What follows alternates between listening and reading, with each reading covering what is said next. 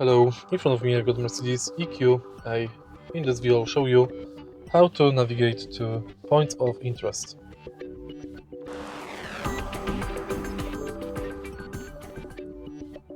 In the beginning, take a look at the screen display, enter navigation and select search. Now right here we've got the points of interest. Select point of interest you are interested in.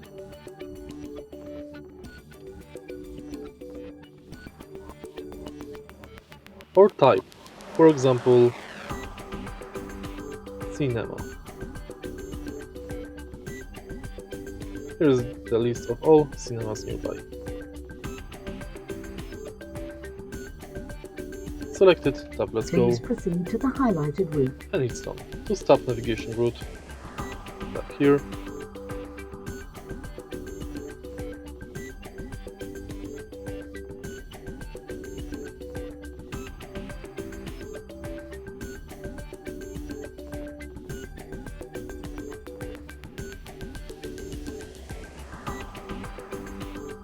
And it's done.